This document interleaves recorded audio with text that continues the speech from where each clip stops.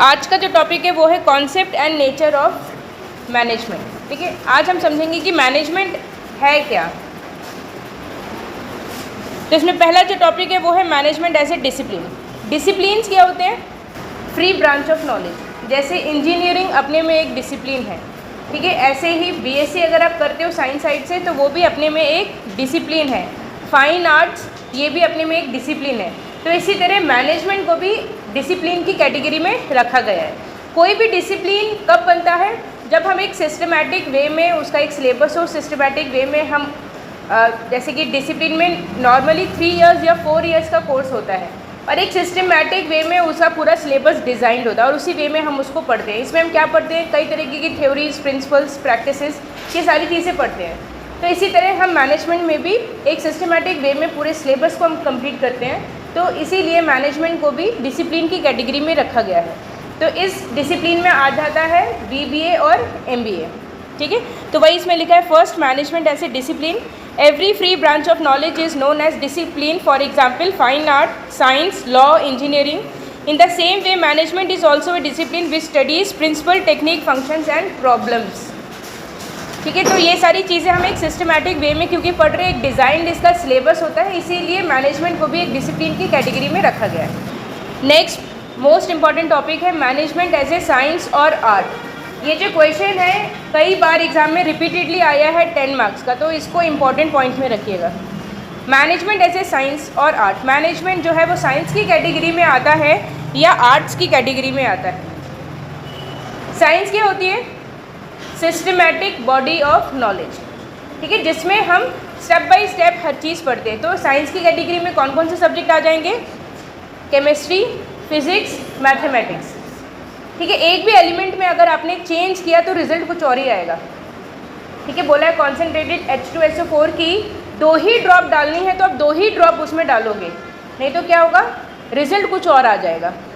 ठीक, तो systematic body of knowledge का मतलब क्या है? जो आप इनपुट्स दोगे वही आउटपुट्स आपको मिलेंगे। ऐसे ही मैथमेटिक्स में, ठीक है, a+b का स्क्वायर है, a की वैल्यू 2 दी है, b की वैल्यू 3 दी है।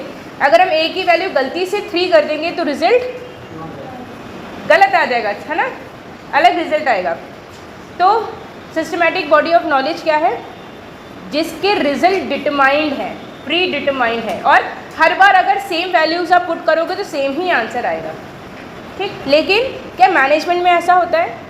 मैनेजमेंट डिपेंड करता है सिचुएशन के ऊपर और पीपल की बिहेवियर के ऊपर। तो इसमें हम कई तरीके की थ्योरीज, प्रिंसिपल्स पढ़ते हैं।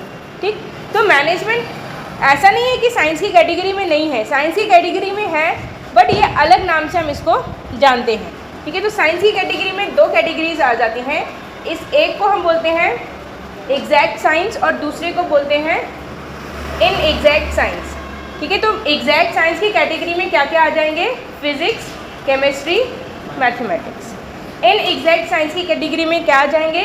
बायोलॉजी और मैनेजमेंट, साइकोलॉजी, ठीक है, सोशियोलॉजी, ये सब किस कैटेगरी में आ जाएंगे? Even laws. ठीक है, लॉ जो है वो भी इनएग्जैक्ट साइंस की कैटेगरी में आ जाएंगे। ठीक, तो एक बार इसको देख लेते हैं। नोट्स में क्या लिखा है? Science is a systematic body और the knowledge which is related to the reason and result. Science में हर एक चीज़ के पीछे कोई रीज़न होगा, मतलब जो भी रिजल्ट आपको मिल रहा है वो रिजल्ट क्यों मिला उसके पीछे एक डेफिनेट रीज़न होगा। Science is divided into 2 types of body of systematic knowledge which is exact science and inexact science. ठीक, एग्जैक्ट साइंस क्या है?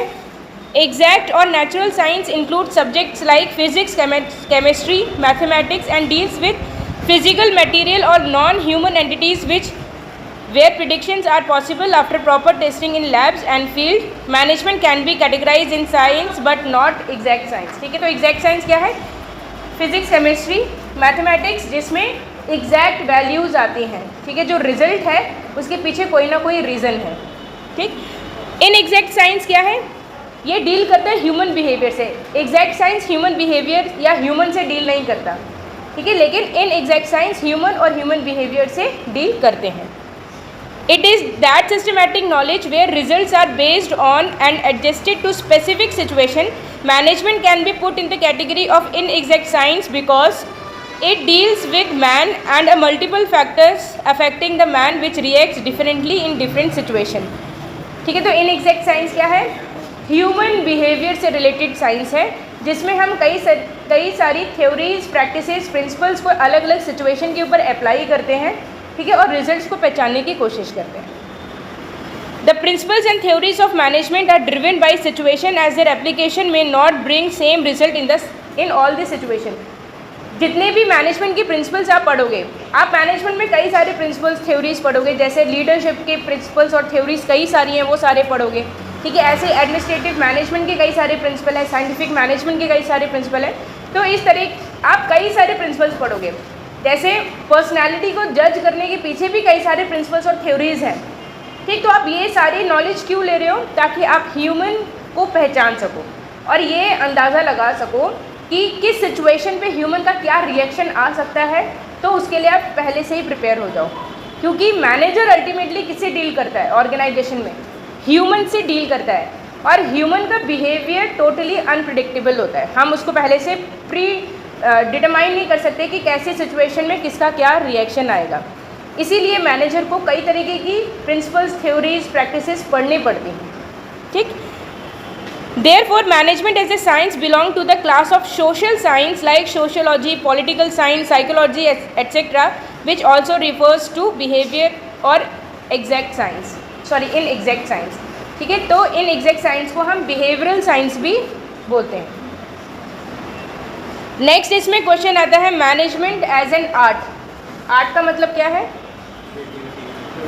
क्रिएटिविटी. और आर्ट को हिंदी में क्या बोलते हैं? कला.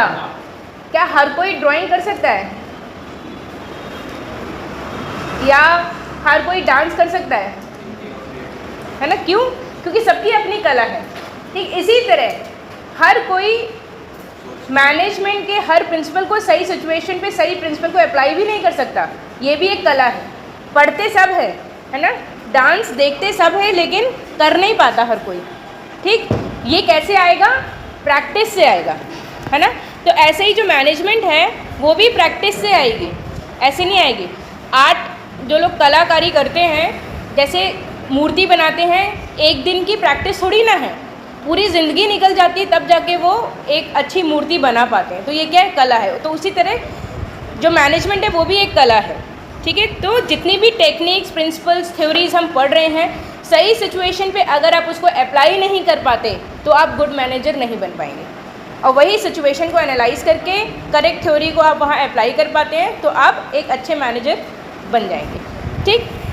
तो मैनेजमेंट ऐसे एन आर्ट में लिखा है, art teaches the way of application of the theories invented और डिस्कवर्ड आफ्टर एनालिसिस. दस method of work doing a work shows art size of the work. Art is a technique through which desired results are achieved after the application of various theories, principles and techniques. Therefore, management can be put in the category of art. ठीक है, तो management में हम कई तरीके की theories, techniques, cannons को हम बोलते हैं टेक्निक्स पढ़ते हैं, अलग अलग प्रैक्टिसेस पढ़ते हैं. इवन आप आगे जाके कई सारी केस स्टडीज़ भी पढ़ोगे कि किस सिचुएशन पे हम कौन सी थ्योरी को अप्लाई कर सकते हैं, उसके क्या रिजल्ट आएंगे, ठीक है. तो इनके थ्रू आप क्या करते हो? आप कई सारी थ्योरीज़ के ऊपर प्रैक्टिसेस करते हो. क्या प्रैक्टिस करते हो? थ्योरीज़ और प्रिंसिपल्स को, ठीक. और उससे आप क्या करते हो? अपनी मैनेजमेंट की कला को और निखारते जाते हो, ठीक. इसीलिए मैनेजमेंट को क्या बोला गया है? आर्ट बोला गया है. तो मैनेजमेंट साइंस भी है, लेकिन एग्जैक्ट साइंस नहीं है, इनएग्जैक्ट साइंस है. और मैनेजमेंट आर्ट भी है, ठीक. थर्ड है management as a group effort. Group effort मतलब मैनेजमेंट हम किसके लिए कर रहे हैं? ग्रुप एफर्ट को एक साथ कोऑर्डिनेट करने के लिए. ग्रुप एफर्ट्स मतलब ह्यूमंस के effort including non human things, जैसे सारे मटेरियल्स उसमें आ जाएंगे. तो ऑर्गेनाइजेशन में जितने भी मटेरियल्स हैं, रॉ मटेरियल्स हैं, कंप्यूटर्स हैं, और भी जितने भी रिसोर्सेज हमारे पास हैं, उन सब के साथ ह्यूमन एफर्ट्स को कोऑर्डिनेट करते हुए अपने गोल को अचीव करना विद प्रोडक्टिविटी. प्रोडक्टिविटी मतलब वेस्टेज को कम करना और बेनिफिट्स को इंक्रीज़ करना, मतलब मिनिमाइजिंग द कॉस्ट, और इफ़िशेंटली अपने टारगेट्स को अटेन करना, ठीक. तो हम यहाँ पे दोनों को देख रहे हैं. जितने भी मटेरियल्स हमारे पास हैं उसके साथ साथ ह्यूमन एफर्ट्स, दोनों को मिला के हमें अपने ऑर्गेनाइजेशन के टारगेट को अचीव करना है। ठीक, अगर हम एक ह्यूमन अकेले काम करता है, ठीक है, अगर एक ह्यूमन अकेले काम करता है तो कुछ ना कुछ रिजल्ट वो देगा, है ना। और वहीं इस इंडिविजुअल के साथ 3 इंडिविजुअल और मिलके काम करें तो जो रिजल्ट आ रहा है, इंडिविजुअल की जो प्रोडक्टिविटी है उससे डबल से भी ज़्यादा आएगा। ठीक है, और इस प्रिंसिपल को हम क्या बोलते हैं? साइनर्जी। ठीक, तो फॉर एग्जाम्पल एक इंडिविजुअल का कोई रिजल्ट आया, दूसरे का आया, तीसरे का आया, तीनों को अगर हम ऐड कर दें तो एक रिजल्ट आएगा। वहीं अगर हम साइनर्जी मतलब ये तीनों एक साथ मिलके काम करें तो इसका रिजल्ट 3 ना आके 13 भी आ सकता है। ठीक, तो साइनर्जी हमेशा प्रोडक्टिविटी को इंक्रीज़ करती है। ठीक, इसीलिए कहा गया है कि मैनेजमेंट में हमें ग्रुप एफर्ट्स के ऊपर ध्यान देना है। ठीक, तो इन ग्रुप एफर्ट्स को 3 कैटेगरी में रखा है, फैमिली ग्रुप, पॉलिटिकल ग्रुप और प्रोफेशनल ग्रुप। तीनों में अगर हम देखेंगे, अगर कोई हमारा फैमिली बिजनेस भी है तो वो कैसे, फैमिली बिजनेस में भी जब हम पूरी फैमिली मिलके अगर काम करती है तो उसके रिजल्ट्स डबल से भी ज़्यादा देखने को मिले हैं। ठीक है, जैसे रिलायंस जब स्टार्ट हुई थी तो वो एज ए फैमिली बिजनेस ही तो स्टार्ट हुई थी, फिर बाद में क्या हुआ, वो आ गया एक प्रोफेशनल ग्रुप के अंदर।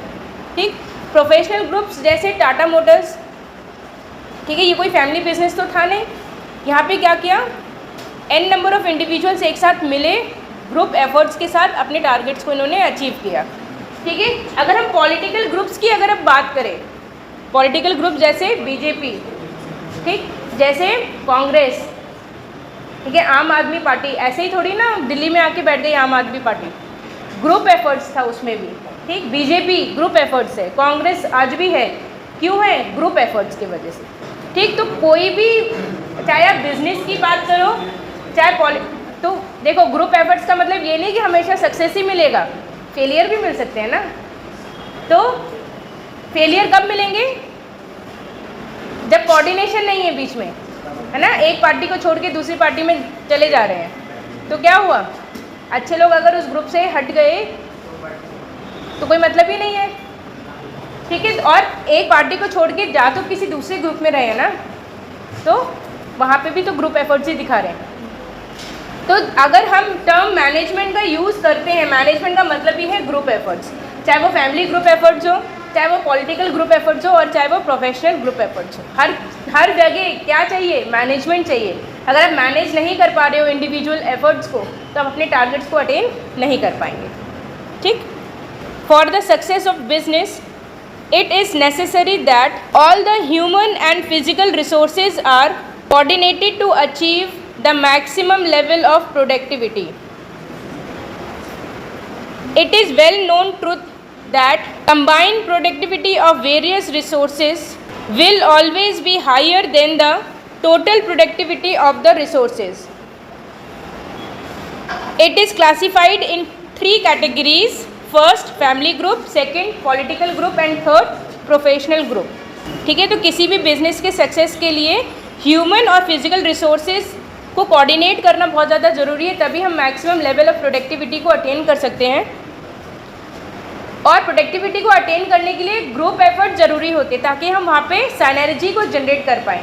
1 और 1 2 भी होता है और 1 और 1 11 भी होता है। जब हम इंडिविजुअल एफर्ट्स को लेके आते हैं तो 1 और 1 की प्रोडक्टिविटी 2 होती है, और जब हम ग्रुप एफर्ट्स को लेके आते हैं तो वही 1 और 1 की प्रोडक्टिविटी 11 हो जाती है, जिसको हम सिनर्जी बोलते हैं। Next is management as a process. ठीक है, मैनेजमेंट एज ए प्रोसेस, ये डेफिनेशन में भी हमने पढ़ा है। क्या थी हमारी definition? Management is a process of designing and maintaining an environment in which people working in a group effectively and efficiently accomplish selected goal. तो इस प्रोसेस में हमने क्या पढ़ा? मैनेजमेंट ऐसे प्रोसेस मतलब मैनेजमेंट एक प्रोसेस है जिसमें हम सबसे पहले क्या करते हैं, एक एनवायरनमेंट को डिज़ाइन करेंगे सोच विचार से, ठीक है, फिर उसको मेंटेन करके चलेंगे। ये ऐसा एनवायरनमेंट है जिसमें कई सारे इंडिविजुअल्स एक साथ काम कर रहे हैं। काम क्या कर रहे हैं? इनपुट्स को आउटपुट्स में कन्वर्ट कर रहे हैं। इनपुट्स क्या है? सारे रॉ मटेरियल्स। आउटपुट क्या है? हमारे प्रोडक्ट्स। ठीक, कैसे कन्वर्ट कर रहे हैं? इफ़िशेंटली और इफ़ेक्टिवली। इफ़िशेंटली कॉस्ट को मिनिमाइज करते हुए, बेनिफिट्स को इंक्रीज करते हुए, और इफेक्टिवली 100% अटेनमेंट ऑफ गोल। ठीक, तो मैनेजमेंट क्या है? ये एक प्रोसेस है। ठीक, ये हम डेफिनेशन में भी पहले पढ़ चुके हैं। Important functions of management like planning, organising, staffing, directing, controlling make up the total process of management. ठीक है, तो मैनेजमेंट का टोटल प्रोसेस कब कंप्लीट होगा? जब हम 5 फंक्शंस को वहाँ पे कंप्लीट करते हैं। 5 फंक्शंस क्या है? Planning, organising, staffing, directing and controlling. यहाँ पे शो हो रहे हैं इनपुट्स। इनपुट्स में हम 5M लेके आते हैं। ठीक है, तो मैनेजमेंट में इनपुट्स में हमें 5M चाहिए ही चाहिए। उसमें आ जाते हैं मैन मतलब ह्यूमंस, मनी, फंड, मटेरियल जैसे रॉ मटेरियल्स, मशीन्स जिनके थ्रू हम इनपुट्स को आउटपुट में कन्वर्ट करेंगे, और मेथड्स। मेथड्स क्या है? तरीका। ठीक है, वे ऑफ डूइंग क्या है? मेथड। ये सारी चीज़ें जो है एक मैनेजरियल प्रोसेस में आएंगी आउटपुट्स में। आउटपुट्स क्या हो सकते हैं? Production and service.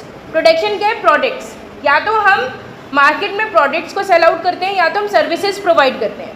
ठीक है, तो प्रोडक्ट्स जैसे कि कोई सोप हो गया, लक्स सोप हो गया, तो ये हो गया प्रोडक्ट। सर्विस में क्या आ जाएगा? जैसे किसी के घर में नल खराब है तो प्लम्बरिंग की हमने उसको सर्विस प्रोवाइड कर दी, तो ये क्या हो गया? सर्विस। ठीक, प्रोडक्टिविटी क्या है? Low cost high benefit. Low cost कब होगा? जब हमारा मैनेजरियल प्रोसेस इफेक्टिव होगा। ठीक है, इफिशिएंट होगा।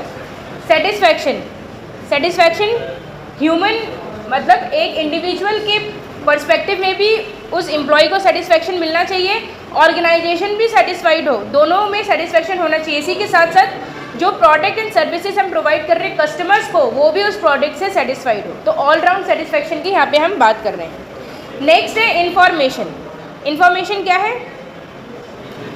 जो भी चीज़ें हमने की हैं, ठीक है, वो इन्फॉर्मेशन हमें कहाँ लेके जानी है? अवेयरनेस। कहाँ लेके जानी है? मार्केट में। मार्केट की क्या डिमांड है वो हमें कहाँ लेके आनी है?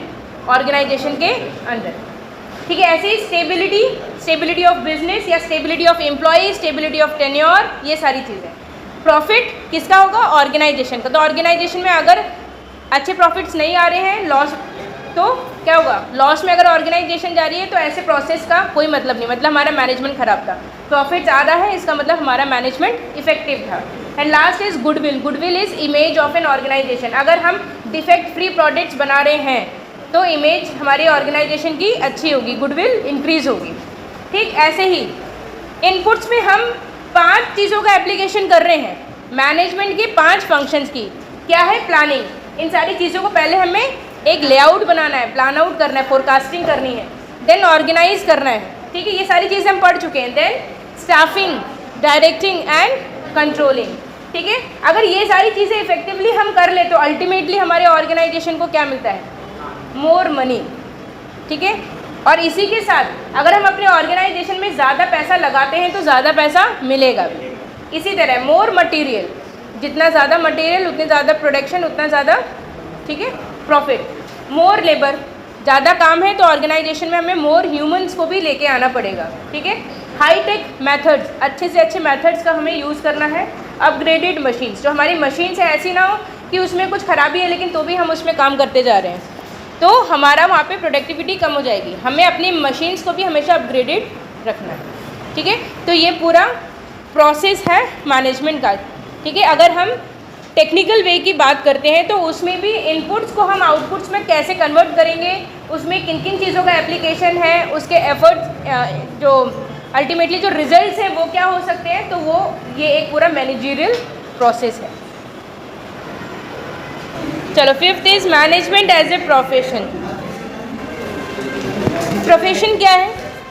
जैसे आप अभी BBA कर रहे हो, ठीक है, आगे जाके MBA करोगे, BCA, ये सब के प्रोफेशनल कोर्सेज हैं। प्रोफेशनल कोर्सेज का मतलब कि जिनको करने के बाद आप डायरेक्टली किसी जॉब में एनरोल्ड हो सकते हो। ठीक है, या फिर ऐसा कोर्स जिसको करने के बाद आपको डायरेक्टली जॉब मिल जाती है, इजीली अवेलेबल है जॉब। ठीक है, उनको हम बोलते हैं प्रोफेशनल कोर्सेज, क्योंकि इन कोर्सेज में आप जो भी पढ़ते हो उन सारी नॉलेज को आप इजीली एप्लीकेबल कर सकते हो किसी भी चीज़ के ऊपर। ये इजीली अप्लाइड नॉलेज होती हैं। जितने भी प्रोफेशनल कोर्सेज होते हैं उन सबका एक करिकुलम डिज़ाइंड होता है, ठीक है, और हर एक ईयर बाय ईयर आप सारे करिकुलम को कंप्लीट करते हुए चलते हो। तो ऐसे ही अगर हम देखें बीबीए और एमबीए को, तो एमबीए एंड बीबीए दोनों ही मैनेजमेंट के कोर्सेज हैं और दोनों का सेट करिकुलम है और धीरे धीरे आप पूरा 3 साल में या 4 साल में इन कोर्सेज को कंप्लीट करते हो, ठीक। तो इसमें दिया है management as a profession according to Peter Drucker its essence is in doing but not in knowing, performance is the only government, ठीक है। जितने भी प्रोफेशनल कोर्सेज होते हैं उनका मेन मोटिव क्या है, केवल नॉलेज को एक्वायर करना ही नहीं है, जो भी नॉलेज आपने एक्वायर की है उसको इम्प्लीमेंट करना भी है। इसीलिए मैनेजमेंट को अभी हमने कल की क्लास में पढ़ा था कि मैनेजमेंट एज एन आर्ट, ठीक है। आर्ट का मतलब क्या है, जिन चीज़ों को आप अप्लाई कर सकते हो। तो ऐसे ही जो भी प्रोफेशनल चीज़ें होती हैं केवल नॉलेज को एक्वायर करना इनका मेन ऑब्जेक्टिव नहीं होता है, इनका ऑब्जेक्टिव होता है कैसे उस नॉलेज को आप अप्लाई भी कर सकते हो। Every profession is based on a systematic study curriculum without which the profession can't be stated. Management has its own study curriculum which is based on a whole series of policies, law and procedure. For example, MBA which is profession course based on management. ठीक है, तो कोई भी professional course होगा तो उसका एक set curriculum होता है जिसको आप धीरे धीरे करके कंप्लीट करते हो और ये सारी नॉलेज जो है वो अप्लाइड नॉलेज होती है, ठीक। Next is management is universal. Universal मतलब जो मैनेजमेंट में हम जितने भी प्रिंसिपल्स पढ़ते हैं वो सारे प्रिंसिपल जो हैं वो यूनिवर्सली एक्सेप्टेड प्रिंसिपल्स हैं, ठीक है। जैसे आप एफ.डब्ल्यू. टेलर के 5 प्रिंसिपल्स पढ़ेंगे, ठीक है, हेनरी फ्योल के 14 प्रिंसिपल्स पढ़ेंगे, मैक्स वेबर के 12 जो हैं वो एप्लीकेशंस हैं जो ऑर्गेनाइजेशंस में हम करते हैं ब्यूरोक्रेटिक ऑर्गेनाइजेशन में, तो वो आप पढ़ोगे। तो ये जितने भी प्रिंसिपल्स आप आगे पढ़ने वाले हो ये सारे यूनिवर्सली एक्सेप्टेड प्रिंसिपल हैं। मतलब चाहे आप रायबरेली में रहते हुए एक ऑर्गेनाइजेशन में उन प्रिंसिपल्स को अप्लाई करो, ठीक है, चाहे लखनऊ सिटी में करो, चाहे दिल्ली में करो, चाहे आउट ऑफ कंट्री किसी भी फॉरेन कंट्री में करो, हर जगह सेम प्रिंसिपल ही अप्लाई होते हैं, ठीक। तो इसमें वही लिखा है management is universally accepted as its principles can be applied throughout the organisation and throughout the world, ठीक है। किसी भी ऑर्गेनाइजेशन में आप जो भी मैनेजमेंट के प्रिंसिपल अप्लाई करोगे वही प्रिंसिपल हर जगह अप्लाई होते हैं, चाहे वो छोटी कंपनी हो चाहे वो बड़ी कंपनी हो, चाहे वो इंडिया की कंपनी हो और चाहे वो कोई फॉरेन कंट्री की कंपनी हो, ठीक है। प्रिंसिपल्स आपके कभी भी चेंज नहीं होते। According to Henry Fayol management is a universal process which is achieved equally in every institution whether it is religious, political, social, business or industrial and even government and non-profit making organization और NGO, ठीक है। कैसा भी organisation हो, चाहे वो government हो, non government हो, प्रॉफिट मेकिंग हो, ठीक है, नॉन प्रॉफिट मेकिंग हो, छोटा सा कोई ऑर्गेनाइजेशन हो, हर किसी में सेम ही प्रिंसिपल्स अप्लाई होंगे, ठीक है। तो मैनेजमेंट के जो प्रिंसिपल्स हैं वो यूनिवर्सली एक्सेप्टेड है, कहीं पे भी आप इनको अप्लाई कर सकते हो, किसी भी इंस्टीट्यूशन या किसी भी ऑर्गेनाइजेशन में अप्लाई कर सकते हो। तो और इंस्टीट्यूशन में क्या क्या आ जाएंगे, जैसे रिलीजियस क्या होते हैं, धार्मिक चीज़ों में, ठीक है, उनमें भी यही प्रिंसिपल्स अप्लाई होते हैं। ऐसे ही पॉलिटिकल, ठीक है, तो जितनी भी पॉलिटिकल ऑर्गेनाइजेशंस हमारे यहाँ बनी हुई हैं वो, सोशल जो भी हमारी सोसाइटी की सोशल गैदरिंग के टाइम पे हम जो ऑर्गेनाइजेशंस क्रिएट करते हैं, ठीक है। ऐसे ही बिजनेस जितने भी हैं, इंडस्ट्री हैं, गवर्नमेंट्स और नॉन प्रॉफिट मेकिंग ऑर्गेनाइजेशंस मतलब NGO, इन सब में यही प्रिंसिपल्स अप्लाई होते हैं। ये जो प्रिंसिपल्स है क्यों बनाए गए हैं, जैसे F.W. टेलर के प्रिंसिपल हैं या हेनरी फ्योल के प्रिंसिपल हैं, क्यों बनाए गए हैं, ऑर्गेनाइजेशन को हर एक लेवल पे इन्होंने एक्सप्लेन किया है कि टॉप लेवल का जो ऑर्गेनाइजेशन में इंडिविजुअल्स हैं उनके क्या काम है, उनको कैसे काम करवाना है, लोअर लेवल के अगर हैं तो उनको कैसे काम करना है। For example F.W. टेलर ने लोअर लेवल के लिए सारे प्रिंसिपल्स दिए हैं, ठीक है। तो उनका जो मेन ऑब्जेक्टिव था वो क्या था, प्रोडक्टिविटी को इंक्रीज़ करना, ठीक। तो उन्होंने जैसे प्रिंसिपल दिए हैं कि मैक्सिमाइजिंग दी प्रॉफिट, ठीक है, या मैक्सिमाइजिंग दी आउटपुट, ठीक। और क्या इन्होंने दिए हैं, separation of planning from doing, ठीक है। तो इस तरीके की जो इन्होंने प्रिंसिपल्स या फिर डेवलपमेंट ऑफ वर्कर, तो वर्कर का डेवलपमेंट भी हमारा लोअर लेवल पे है। तो ये सारे प्रिंसिपल एक्चुअल में क्या कर रहे हैं, एक ऑर्गेनाइजेशन में कैसे वर्किंग होनी चाहिए उन चीज़ों को बता रहे हैं, ठीक। ऐसे ही हेनरी फ्योल ने जो प्रिंसिपल्स दिए हैं वो एडमिनिस्ट्रेटिव लेवल के प्रिंसिपल्स दिए हैं, ठीक है, इसमें क्या है, जैसे डिपार्टमेंटेशन होना चाहिए हर एक ऑर्गेनाइजेशन में, ठीक, और क्या होना चाहिए, ऑर्डर में होना चाहिए हर चीज़, डिसिप्लिन होनी चाहिए ऑर्गेनाइजेशन में, stability of tenure, minimum tenure होना चाहिए हर एक इंडिविजुअल का, है ना, इनिशिएटिव, हाँ, अथॉरिटी एंड रिस्पॉन्सिबिलिटी। तो ये सारी इन्होंने किस चीज़ के लिए दिए हैं, हायर लेवल, मतलब middle level and upper level के लिए प्रिंसिपल्स दिए हैं। तो ये आप कहीं पे भी चले जाओ, हर जगह यही प्रिंसिपल्स आपको मिलेंगे। Next is management is goal oriented. Goal oriented मतलब मैनेजमेंट एक बेस प्रोवाइड कर देता है, एक प्लेटफॉर्म प्रोवाइड करता है हर एक ऑर्गेनाइजेशन को, जिसके थ्रू आप ऑर्गेनाइजेशन के गोल को अटेन कर सकते हो। ठीक है, तो इस बेस में हम 5 फंक्शंस के थ्रू काम करते हैं। वो 5 फंक्शन कौन से हैं, प्लान करना, ऑर्गेनाइज करना, स्टाफ्स को लेके आना, उनको डायरेक्ट करना और कंट्रोल करना अपने गोल्स को। Management is goal oriented.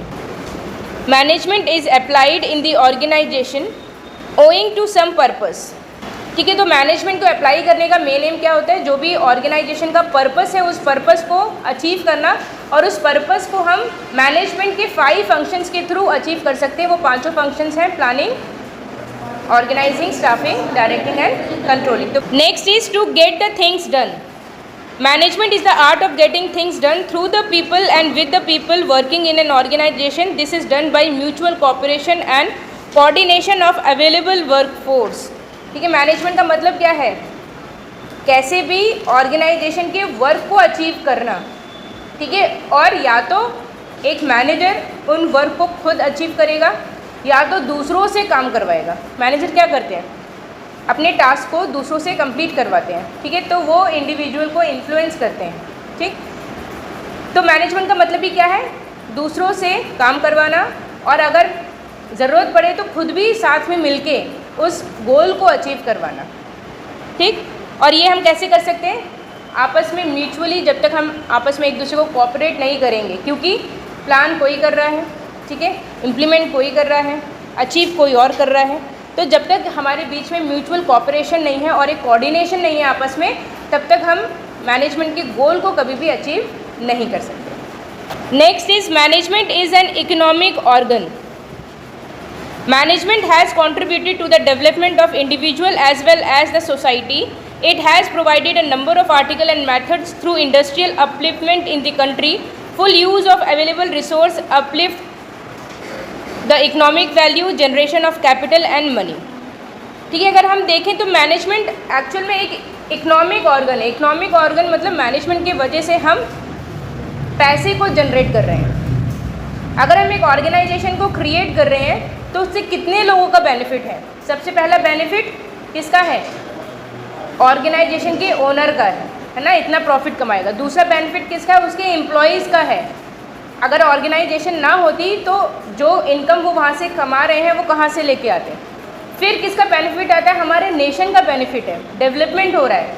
ठीक है, नेशन का डेवलपमेंट कब होता है, जब वहाँ पे गरीबी कम हो जाए। गरीबी कम कब होगी, जब हर किसी को रोज़गार, मतलब एम्प्लॉयमेंट, हर एक एम्प्लॉई एम्प्लॉयड है, उसको कहीं से पैसा जनरेट हो रहा है, तो क्या होगा, अपने आप गरीबी कम होगी। और तो अल्टीमेटली अपलिफ्टमेंट किसका हो रहा है, हमारे नेशन का अपलिफ्टमेंट हो रहा है। इसीलिए आज के टाइम पे अगर आप देखोगे, मोदी जी का जो विज़न है वो जॉब, गवर्नमेंट जॉब देने में नहीं है उनका विज़न, एंटरप्रेन्योर्स को क्रिएट करना, ऑर्गेनाइजेशंस को क्रिएट करना, जो इंडिया के जो बिजनेसेस हैं लोकल लेवल पे उनको अपलिफ्ट करना है। इसके ऊपर वो ज़्यादा फंडिंग कर रहे हैं, और गवर्नमेंट की सब्सिडीज़ भी उन्हीं चीज़ों पे मिल रही है, क्योंकि उनका विज़न क्या है कि जब हम अपने देश से गरीबी को हटा देंगे, मतलब हर एक इंडिविजुअल के पास एम्प्लॉयमेंट है, हर एक इंडिविजुअल के पास एक रोज़गार है, तो अपने आप गरीबी वहाँ पे कम हो जाएगी। इसी के साथ साथ इफ़ेक्टिव यूटिलाइजेशन ऑफ रिसोर्सेज,